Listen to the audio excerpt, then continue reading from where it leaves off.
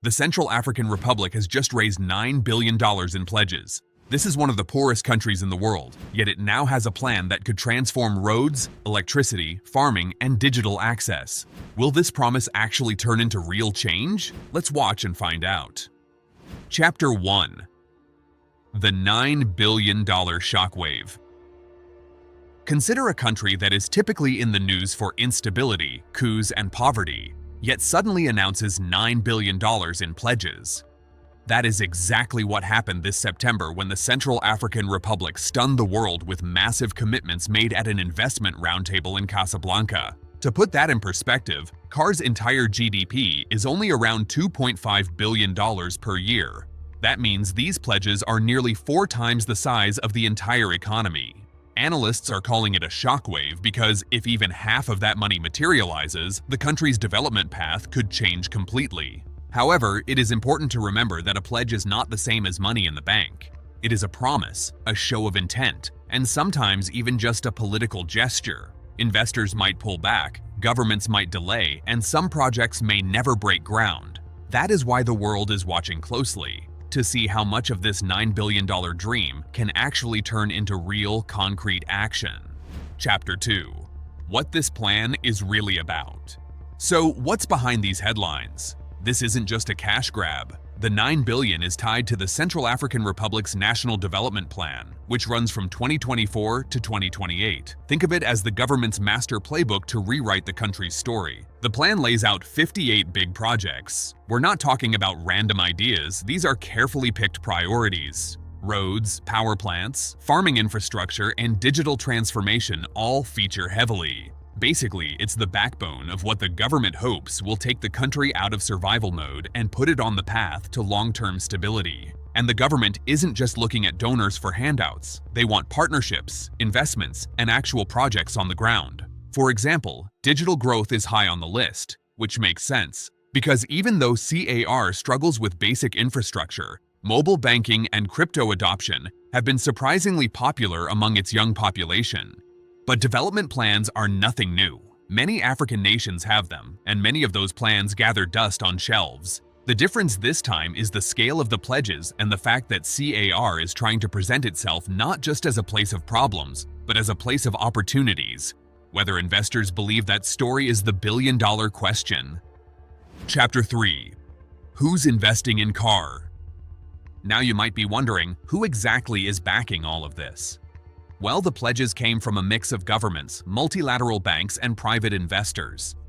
During the Casablanca Roundtable, at least 18 agreements were signed. Some support is expected from regional players like Morocco, which hosted the event, and institutions like the African Development Bank, which often steps in to fund large-scale infrastructure projects. There's also growing interest from Middle Eastern sovereign funds and European development agencies that see potential in tapping into untapped markets. But experts are quick to remind everyone that signed agreements don't equal bulldozers rolling in tomorrow. Many of these deals are framework agreements, essentially a polite handshake and a promise to explore cooperation. For CAR, credibility will be everything.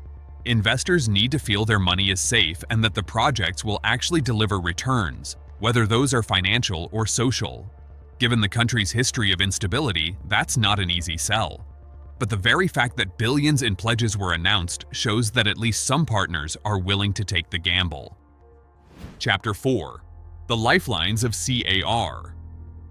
Let's zoom in on one of the biggest priorities, roads. Now, for countries with big highway networks, roads might sound boring.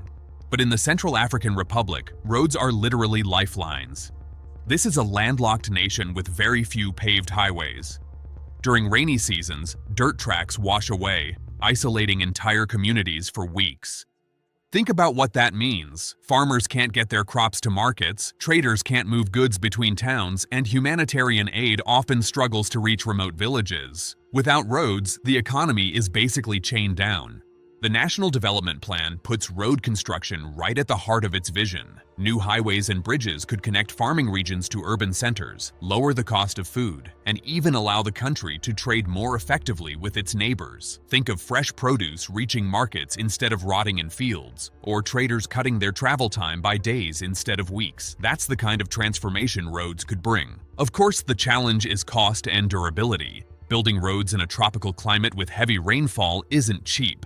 Maintenance is another big issue. Many African countries build shiny new highways that crumble within a decade because maintenance budgets vanish. If the $9 billion is spent wisely, CAR could break that cycle. If not, it risks wasting billions on short-term fixes.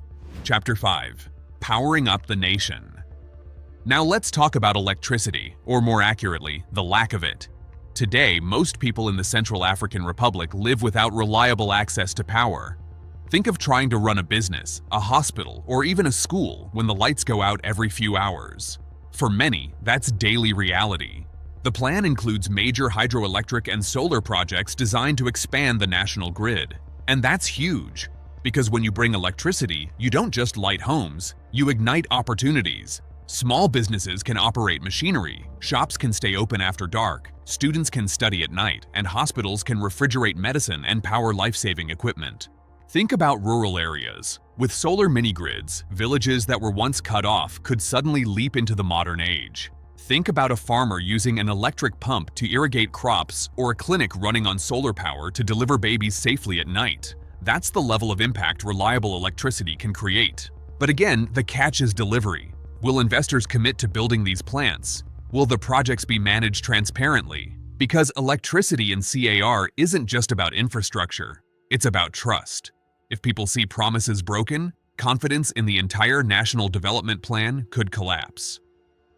Chapter 6. Agriculture and Food Security.